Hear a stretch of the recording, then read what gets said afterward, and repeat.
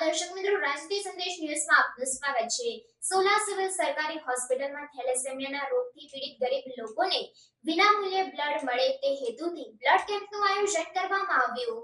Sola civil સરકારી હોસ્પિટલમાં થેલેસેમિયાના રોગથી પીડિત ગરીબોને વિનામૂલ્યે બ્લડ મળે તે હેતુથી સમાજ સેવા કરતા દેસાઈ સુરેશભાઈ તથા દિનેશભાઈ રાઠોડે અપીલ કરતા જૂની હાઈકોર્ટના પ્રમુખ રાજુભાઈ પારેખ તથા ઉપપ્રમુખ રમેશભાઈ ચૌહાણના સંયોગથી તારીખ 10 જુલાઈ 2024ને બુધવારના દિવસે બ્લડ કેમ્પનું આયોજન કરવામાં આવ્યું હતું। તેમાં વકીલો દ્વારા ટોટલ 47 બોટલ બ્લડ આપવામાં આવ્યું હતું।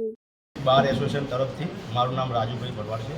હું અમદાવાદ ડિસ્ટ્રિક્ટમાં ટીચર અને અમારા બાર એસોસિએશન તરફથી આ એક બ્લડ ડોનેશનનો એક કાર્યક્રમ કર્યો હતો। એમાં કર્મચારી અને બહારના વકીલ મિત્રો દ્વારા જે ભાગ લેવામાં આવ્યો છે, એમાં લગભગ અત્યાર સુધી 25 જેવી આપણે બોટલો થઈ ગઈ છે અને આવતા સમયમાં બીજા જે પેથોલોજી તરફથી જે આપણે ના બોડી ચેકઅપના આખા બધા રિપોર્ટોની કાર્યક્રમ કરવાનો છે।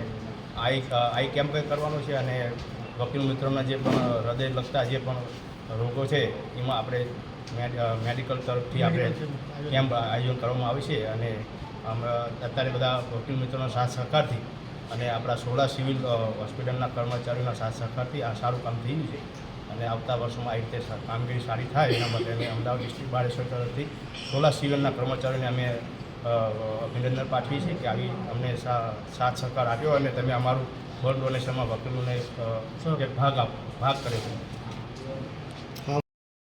અમદાવાદ ડિસ્ટ્રિક્ટ બારના વાઇસ પ્રેસિડેન્ટ આરપી ચૌહાણ આજ રોજ સોલા સિવિલ અમદાવાદની ટીમ તથા અમારી ડિસ્ટ્રિક્ટ બારના સહયોગથી બ્લડ ડોનેશન કેમ્પનું આયોજન કરેલ છે અને અમારા બારના તમામ વકીલોએ સારો સહયોગ આપ્યો છે અને સારું ડોનેટ લોહી કરેલ છે। કેટલું થયું હતું આશરે 20 અત્યાર સુધીમાં 20 બોટલ થયું છે, બાકીનું ચાલુ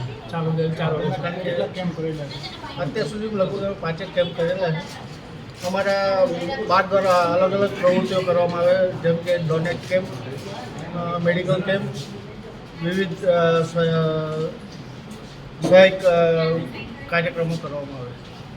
વકીલ સિવાય કોઈ બીજા હજાર માણસોએ કોઈ બ્લડ આપ્યું હાલ આજના દિવસે? હા, ઓફિસ સ્ટાફ અને અમારા વકીલ મિત્રો।